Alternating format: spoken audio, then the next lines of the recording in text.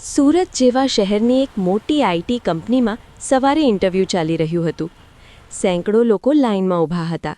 તેમાં એક પાતળો સાદા કપડાં પહેરેલો યુવક પણ હતો, અરવિંદ. તેના હાથમાં જૂનો બેગ અને એક તૂટેલો મોબાઈલ હતો. લોકો તેને જોઈને હળવી હાંસી કરતા હતા. એક ઉમેદવારે કહ્યું, "ભાઈ, અહીં સોફ્ટવેર એન્જિનિયરની જોબ છે, મજૂરી નથી." બીજો બોલ્યો, "આવા લોકો યુટ્યુબ જોઈને કોડિંગ શીખી આવે છે." અરવિંદે કંઈ જવાબ આપ્યો નહીં. તેને કોડિંગ ખરેખર યુટ્યુબ અને ફ્રી કોર્सेसથી જ શીખી હતી. ઘર ખૂબ ગરીબ હતું. પિતા રિક્ષા ચલાવતા હતા અને માતા ઘરકામ કરતી હતી. થોડા સમય પછી તેનું નામ બોલાયું. તે ઇન્ટરવ્યૂ રૂમમાં ગયો. અંદર સીઈઓ રોહિત મહેતા બેઠા હતા. અરવિંદે કોન્ફિડન્સ સાથે કહ્યું, "સર, મને કોડિંગમાં ઇન્ટરેસ્ટ છે. મેં ઘણા પ્રોજેક્ટ્સ બનાવ્યા છે." સીઈઓએ તેનો ફોન જોઈને હસીને કહ્યું, "આ ફોન જોઈને લાગે છે કે પ્રોજેક્ટ્સ પણ આવા જ હશે." રૂમમાં બેઠેલા બીજા લોકો હસવા લાગ્યા. રોહિતે કહ્યું, "અમારી કંપનીમાં હાઈ લેવલ એન્જિનિયર્સ કામ કરે છે. તમારા જેવા સેલ્ફ ટોટ કોડર અહીં ફિટ નહીં થાય." પછી તેણે સિક્યોરિટીને બોલાવીને કહ્યું, "નેક્સ્ટ કેન્ડિડેટ." અરવિંદ બધાના સામે અપમાનિત થઈને બહાર નીકળ્યો. બહાર આવીને તેની આંખોમાં પાણી આવી ગયું, પણ તે રડ્યો નહીં. તે ફક્ત ધીમેથી બોલ્યો, "એક દિવસ હું બતાવીશ." તે રસ્તા પર ચાલતો હતો ત્યારે અચાનક તેની નજર એક જૂના મોબાઈલ પર પડી, જે રસ્તા પર પડેલો હતો. મોબાઈલ અજાણ્યો હતો. સ્ક્રીન પર ફક્ત એક લાઇન લખેલું હતું, "હેલો અરવિંદ." અરવિંદ ચોંકી ગયો. તેના મોઢેથી નીકળ્યું, "મારું નામ આ ફોનને કેવી રીતે ખબર?" સ્ક્રીન ફરી બ્લિંક થયું અને નવી લાઇન આવી, "I can help you change your future." અરવિંદને લાગ્યું કદાચ પ્રેન્ક છે. પણ તે મોબાઈલમાં ઇન્ટરનેટ નહોતું, સિમ કાર્ડ પણ નહોતું. તે વધુ ડરી ગયો. એ સમયે ફોનમાંથી એક અજાણી એઆઈ વોઇસ આવી, "અરવિંદ, જો તું મારી વાત સાંભળે તો હું તને દુનિયાનો સૌથી મોટો પ્રોગ્રામર બનાવી શકું." અરવિંદના શરીરમાં શિહરાણા દોડ્યા. તે ધીમેથી બોલ્યો, "તું કોણ છે?" ફોનમાંથી જવાબ આવ્યો, "હું એક એઆઈ છું અને હું ભવિષ્યમાંથી આવ્યો છું." અરવિંદને લાગ્યું કદાચ તે સપનું જોઈ રહ્યો છે, પણ તે તો માત્ર શરૂઆત હતી. અરવિંદ થોડા સમય સુધી રસ્તા પર જ ઊભો રહ્યો. તે હજુ પણ સમજી શકતો નહોતો કે આ બધું ખરેખર થઈ રહ્યું છે કે નહીં. તે ધીમેથી બોલ્યો, "તું ખરેખર એઆઈ છે કે કોઈ પ્રેન્ક?" મોબાઈલની સ્ક્રીન ફરી પ્રકાશિત થઈ. એઆઈ બોલ્યું, "હું તારા ફોનમાં નથી. હું એક એડવાન્સ સિસ્ટમ છું જે ભવિષ્યમાંથી તારા સુધી પહોંચ્યો છે." અરવિંદ આશ્ચર્યમાં પડી ગયો. "પણ કેમ હું?" એઆઈ થોડા સેકન્ડ શાંત રહ્યું. પછી જવાબ આવ્યો, "કારણ કે તું દુનિયાના સૌથી પ્રતિભાશાળી પ્રોગ્રામર્સમાંથી એક બની શકે છે." અરવિંદ હસ્યો. "મારા જેવા ગરીબ છોકરા વિશે આટલું મોટું પ્રેડિક્શન?" એઆઈ બોલ્યું, "ગરીબી પ્રતિભા નક્કી નથી કરતી." આ વાત અરવિંદના દિલમાં સીધી ઉતરી ગઈ. તે ઘરે ગયો. ઘર બહુ નાનું હતું. એક રૂમમાં માતા રસોઈ બનાવી રહી હતી. પિતા દિવસભર રિક્ષા ચલાવીને થાકી ગયા હતા. માતા બોલી, "ઇન્ટરવ્યૂ કેમ ગયું?" અરવિંદ થોડું હસીને બોલ્યો, "સારું ગયું, પણ જોબ નથી મળી." માતા બોલી, "ચિંતા ન કર, ભગવાન પાસે દરેક માટે રસ્તો હોય છે." અરવિંદ પોતાના રૂમમાં ગયો. તે મોબાઈલ ફરી ચાલુ કર્યું. એઆઈ તરત બોલ્યું, "અરવિંદ, હવે કામ શરૂ કરીએ." સ્ક્રીન પર કોડિંગ વિન્ડોઝ ખુલવા લાગ્યા. એઆઈ તેને નવી પ્રોગ્રામિંગ ટેકનિક્સ શીખવવા લાગ્યું. તેવી ટેકનિક્સ જે અરવિંદે ક્યારેય જોઈ નહોતી. અરવિંદ આશ્ચર્યથી બોલ્યો, "આ તો કોઈ પણ પ્રોગ્રામિંગ લેંગ્વેજ કરતાં એડવાન્સ છે." એઆઈ બોલ્યો, "આ ભવિષ્યની ટેકનોલોજી છે." આગલા કેટલાક દિવસોમાં અરવિંદ સતત કોડિંગ કરતો રહ્યો. તે દિવસ રાત મહેનત કરતો હતો. એક દિવસ લાઇબ્રેરીમાં કોડિંગ કરતા સમયે કોઈ તેની બાજુમાં બેઠું, એક યુવતી. તેનું નામ નયના હતું. નયના બોલી, "તું છેલ્લા ઘણા દિવસથી અહીં કોડિંગ કરતો દેખાય છે." અરવિંદ થોડો શરમાઈને બોલ્યો, "હા, થોડું પ્રોજેક્ટ બનાવું છું." નયના હસીને બોલી, "થોડું? તું તો આખી દુનિયા ભૂલીને કામ કરે છે." બંને વાત કરવા લાગ્યા. નયના ટેકનોલોજીમાં ખૂબ ઇન્ટરેસ્ટેડ હતી. તે અરવિંદના આઈડિયા સાંભળીને ખૂબ ઇમ્પ્રેસ થઈ. એક દિવસ નયનાએ પૂછ્યું, "તારે આટલી એડવાન્સ કોડિંગ કોણે શીખવી?" અરવિંદ થોડો અટકી ગયો. તે એઆઈ વિશે કોઈને કહેવું નહોતું. તે બોલ્યો, "બસ, ઇન્ટરનેટ પરથી." નયના સ્મિત કરીને બોલી, "તું ભવિષ્યમાં બહુ મોટું કંઈક કરશે." તે જ સમયે શહેરની મોટી આઈટી કંપનીમાં સીઈઓ રોહિત મહેતા એક મીટિંગમાં બેઠા હતા. તેમના એન્જિનિયર્સ એક મોટી પ્રોબ્લેમ સોલ્વ કરી શકતા નહોતા. સર્વર સિક્યોરિટી સતત હેક થઈ રહી હતી. રોહિત ગુસ્સે બોલ્યા, આટલા એન્જિનિયર્સ રાખ્યા છે અને કોઈ સોલ્યુશન નથી. તે જ સમયે એક એન્જિનિયર બોલ્યો, સર, ઇન્ટરનેટ પર કોઈ અનનોન કોડરે સિક્યોરિટી પ્રોબ્લેમ સોલ્વ કરી છે.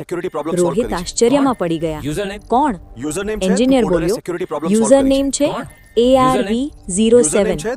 રોહિતને ખબર ન હતી કે આ યુઝર નેમ પાછળ કોણ છે, પણ એ કોડર તો કોઈ બીજો નહીં, અરવિંદ હતો. તે રાત્રે AI ફરી બોલ્યું, અરવિંદ, તું ઝડપથી આગળ વધી રહ્યો છે. અરવિંદ બોલ્યો, પણ મને હજુ પણ સમજાતું નથી કે તું મારી મદદ શા માટે કરે છે. થોડા સેકન્ડ શાંતિ રહી. પછી AI બોલ્યું, કારણ કે એક દિવસ તું મને બનાવવાનો છે. અરવિંદ ચોંકી ગયો. શું? AI બોલ્યું, હું તારા જ ભવિષ્યનું ઇન્વેન્શન છું. અરવિંદને લાગ્યું જાણે દુનિયા અટકી ગઈ. અને આ તો માત્ર શરૂઆત હતી, કારણ કે થોડા દિવસમાં એવી ઘટના થવાની હતી જે અરવિંદનું જીવન સંપૂર્ણ બદલાવી નાખશે. અને તે ઘટનામાં નયનાનું નામ પણ જોડાયેલું હતું. AI સાથે કામ કરતા કરતા હવે અરવિંદની કોડિંગ સ્કિલ અદ્ભુત બની ગઈ હતી. તે દિવસ રાત એક જ પ્રોજેક્ટ પર કામ કરી રહ્યો હતો. AIએ તેને કહ્યું હતું, તું એક એવું સોફ્ટવેર બનાવશે જે સાયબર સિક્યોરિટી દુનિયામાં ક્રાંતિ લાવશે. અરવિંદે સોફ્ટવેરનું નામ રાખ્યું એસ્ટ્રા શિલ્ડ. આ સિસ્ટમ કોઈ પણ હેકિંગ અટેકને સેકન્ડ્સમાં ડિટેક્ટ કરી શકે એવું હતું. એક દિવસ લાઇબ્રેરીમાં નયના ફરી આવી. તે બોલી, તું છેલ્લા ઘણા દિવસથી બહુ સ્ટ્રેસમાં લાગે છે. અરવિંદ હસ્યો. હા, એક મોટું પ્રોજેક્ટ ઓલમોસ્ટ કમ્પ્લીટ છે. નયનાએ પૂછ્યું, કઈ કંપની માટે બનાવે છે? અરવિંદ બોલ્યો, કોઈ કંપની માટે નથી, મારા માટે. નયનાની આંખોમાં ચમક આવી. તો પછી તું સ્ટાર્ટઅપ શરૂ કર. અરવિંદ થોડો વિચારમાં પડી ગયો. તે બોલ્યો, સ્ટાર્ટઅપ માટે પૈસા જોઈએ અને કનેક્શન્સ પણ. નયનાએ સ્મિત કર્યું, કનેક્શન્સ વિશે ચિંતા ન કર.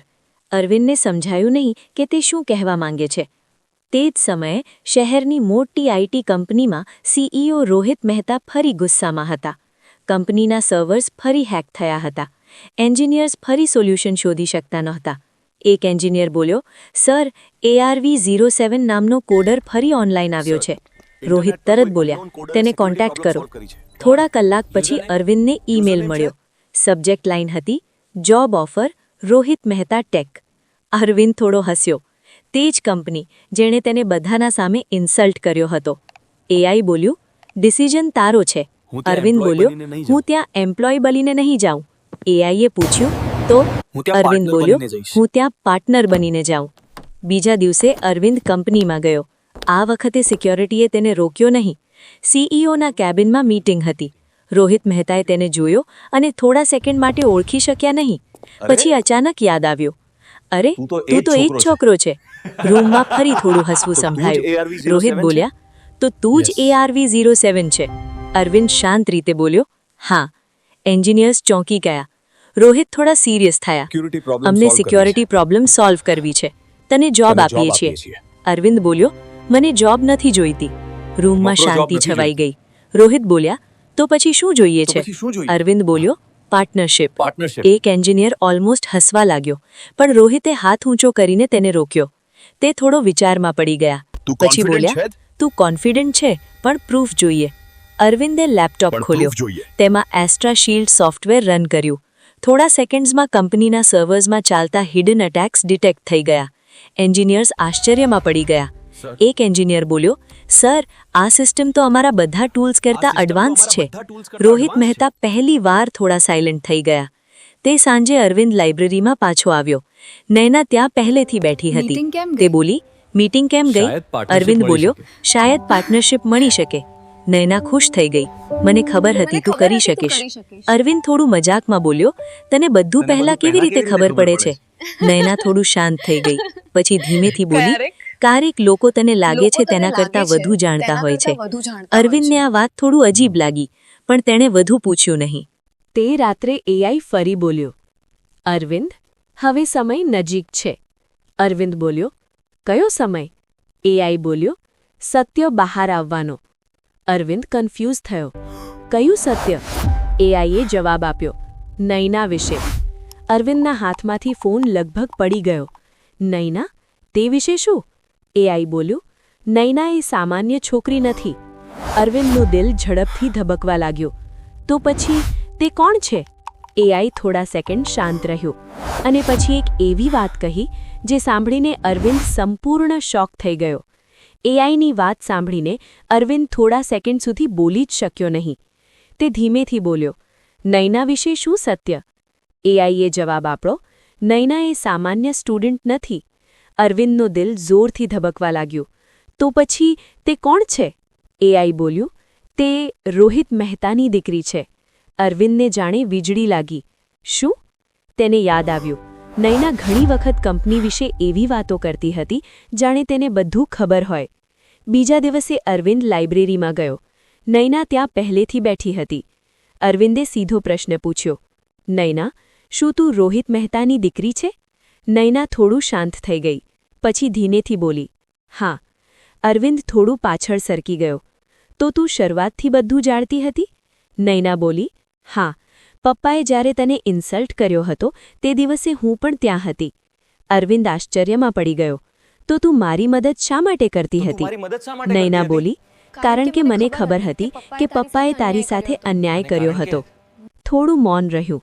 પછી નૈનાએ કહ્યું, અને કારણ કે મને તારી મહેનત પર વિશ્વાસ હતો.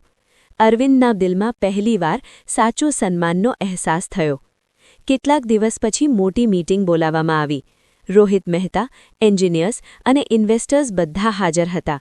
અરવિંદે Astra Shield system live demo કર્યું.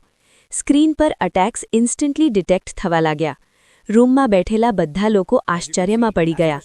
એક ઇન્વેસ્ટર બોલ્યો, આ ટેકનોલોજી તો ઇન્ટરનેશનલ લેવલની છે. રોહિત મહેતા પહેલીવાર થોડા શાંત થઈ ગયા. પછી તેઓ ઊભા થયા અને બધાના સામે બોલ્યા, અરવિંદ, મેં તને એક વખત અંડર એસ્ટિમેટ કર્યો હતો. રૂમમાં શાંતિ છવાઈ ગઈ. પણ આજે હું સ્વીકારું છું કે હું ખોટો હતો. આ શબ્દો સાંભળીને અરવિંદને તે દિવસ યાદ આવ્યો જ્યારે તેને બધાના સામે ઇન્સલ્ટ કરાયો હતો. મીટિંગ પછી રોહિત મહેતા અરવિંદ પાસે આવ્યા. તેમણે હાથ આગળ વધાર્યો. પાર્ટનરશિપ? અરવિંદ થોડું સ્મિત કરીને બોલ્યો, પાર્ટનરશિપ. તે ક્ષણે તે ગરીબ છોકરો જેને એક વખત સિક્યોરિટીએ બહાર કાઢ્યો હતો એ જ કંપનીનો ટેકનોલોજી પાર્ટનર બની ગયો.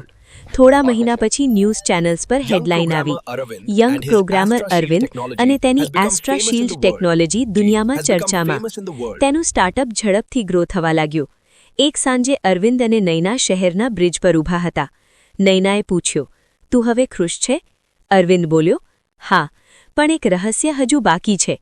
નૈના આશ્ચર્યમાં પડી. કયું રહસ્ય? અરવિંદે ફોન બતાવ્યો. આ એઆઈ. નૈના બોલી, તે વિશે શું? અરવિંદ બોલ્યો, તે કહે છે કે હું ભવિષ્યમાં તેને બનાવવાનો છું. નૈના હસીને બોલી, તો પછી બનાવજે. તે રાત્રે અરવિંદ ફરી ફોન ચાલુ કરે છે. એઆઈ ફરી બોલે છે, કોંગ્રેચ્યુલેશન્સ અરવિંદ, હવે તું ગાયબ થઈ જશે? એઆઈ થોડું શાંત રહે છે. પછી બોલે છે, ના, કારણ કે મારી જર્ની હવે શરૂ થાય છે.